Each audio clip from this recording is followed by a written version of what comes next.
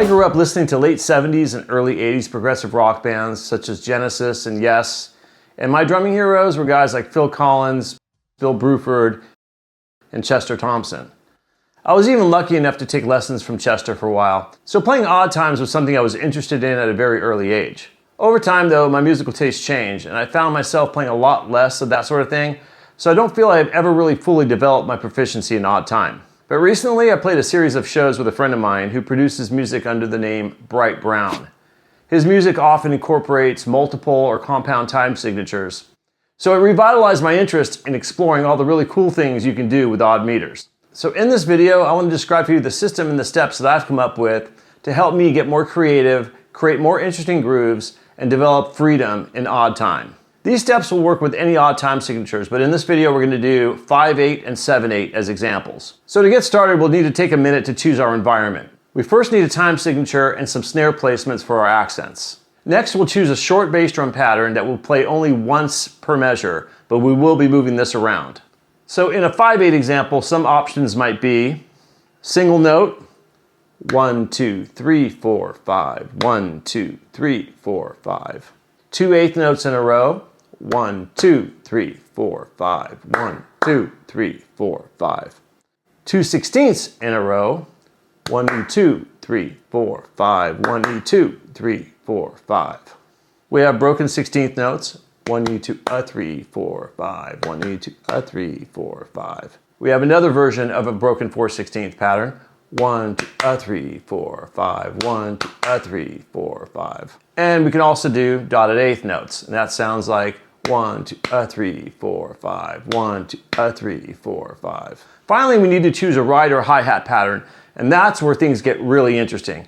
I mean, sure, you could just play every eighth note, and that would be the easiest place to start. So just play 1, 2, 3, 4, 5, 1, 2, 3, 4, 5.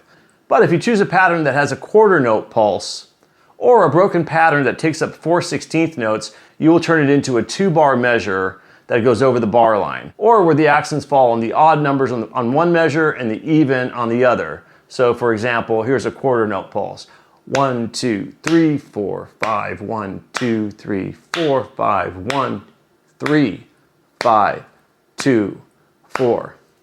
I've heard Gavin Harrison refer to this concept as overriding. Here's a clip of him doing a much better job than I just did explaining it. Check it out. How did that come about? I mean, I like odd times, and I like to make odd times sound like they're not odd times. Yeah. And one of the techniques I use is something I call overriding. Other people might call it something different. And overriding is when you have a pattern like this in 7/8.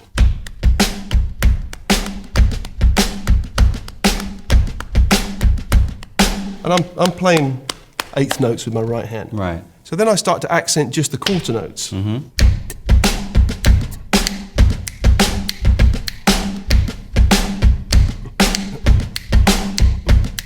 So these accents, now the audience don't have a jerky 7/8 feeling. Suddenly they're hearing a, ding, Yeah. and they're getting this steady pulse. Yes. Vinnie Colaiuta also uses this concept. You can hear it in the chorus of the Sting track I Hung My Head, or more famously in the Sting track 7 Days. Here's a clip of Vinnie explaining it in his own way. Check that out. We had this tune called 7 Days. It was in 5.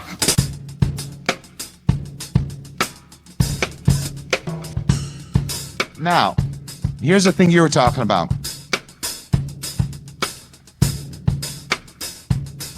It goes over the bar line.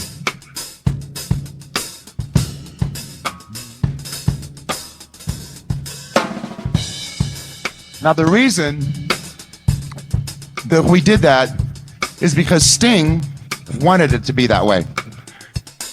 It's because he wanted the audience to be able to hear that as being the pulse. So, like, in other words, if I was playing, people are going to clap to this, or they're going to hear that. If I'm playing that, they're also going to hear that, and they're going to relate to this. Okay, so with that, here are some options that we could choose to get that overriding thing happening. We can choose straight quarter notes, which we've already demonstrated. Here it is again.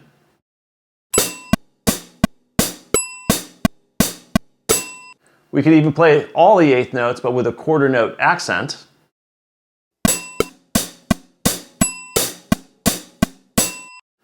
The one and a broken pattern.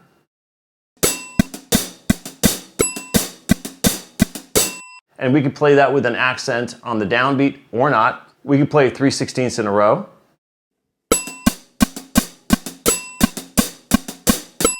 And with that, we can put an accent on the first or the last stroke. We have the broken pattern 1E, check that out.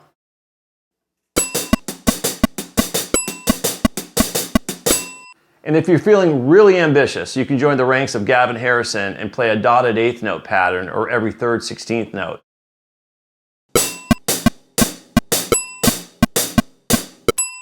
That'll take 3 measures to resolve. Check it out. Yeah. You know, sometimes I take it a bit further and play every third 16th note. So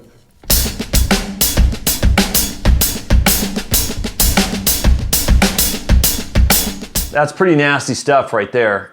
Once we have chosen all the parts, we put it all together and we'll permutate the bass drum through every 16th note position.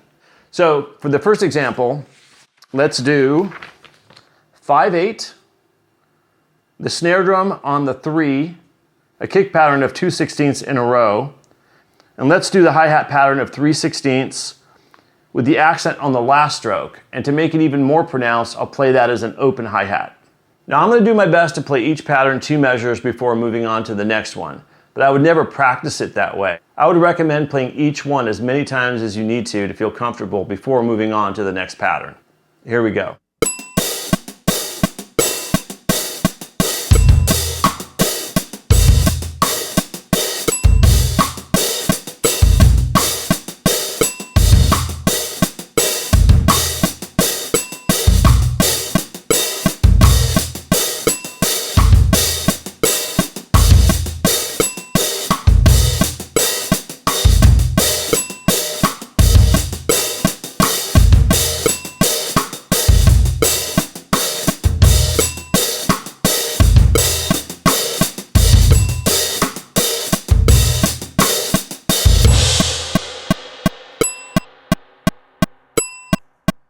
Okay, so now let's do one more. This time, let's go to 7/8.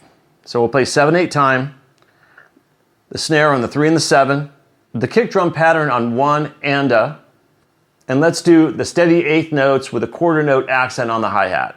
Okay, there are 2 changes here that are going to require me to play 3 kicks in a row, which I'm not going to do. So for those, I'm going to play 2 empty measures before moving on to the next pattern. And this is what that sounds like.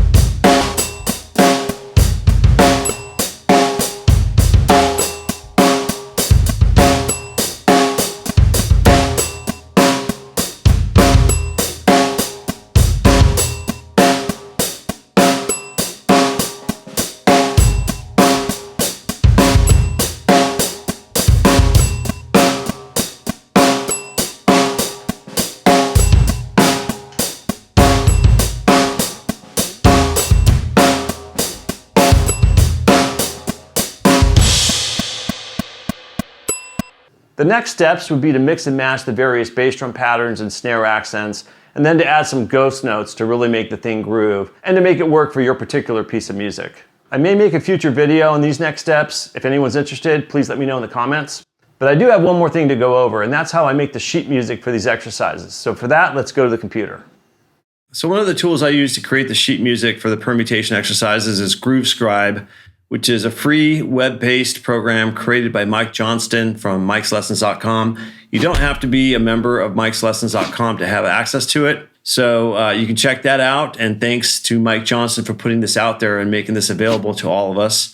It's a very intuitive way to look at it. When you first get on here, you'll see usually one measure here, and you'll have to start by building your time signature. In this case, I already have it set to 5/8. It'll probably be set to 4/4 when you get it.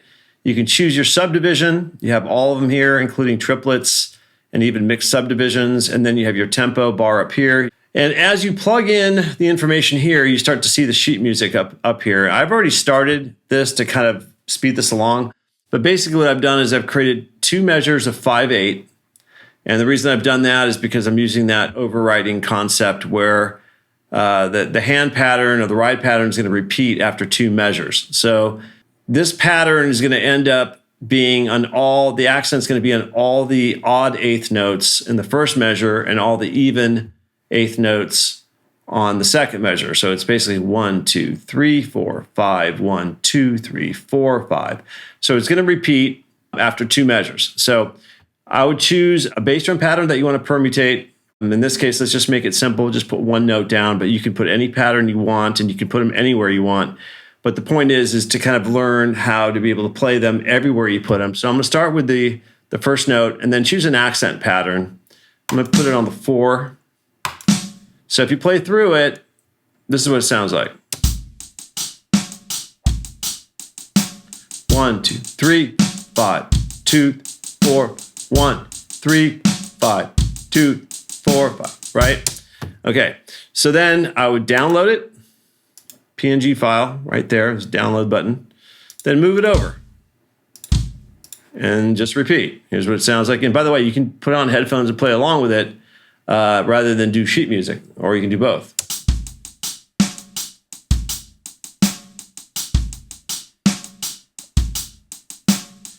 Okay, so just repeat this, moving this over. You can also move the accent over, keep the bass drum the same. You can move them both. So you can even add the ghost notes in here. Hear what that sounds like. Anyway, so that's there's a lot of things you can do. Obviously, you can do hi-hat opens, crashes, ride bells. But the point is that you can use this to create the sheet music to practice these permutations. And once you have them downloaded, it's pretty simple. You just pull them up. You can drop them into a Word document, which I've already started to do here, as you can see. So you just just drag them in. And then you can create the whole permutation sheet, print it out, and you're good to go. All right, well, that's it for Groove Scribe. I will attach the 2 examples I played in this video as a PDF in the description. So if you're interested, go ahead and pick that up. Anyways, I hope you enjoyed this video. If you did, please drop a note in the comments to let me know, and thanks for watching.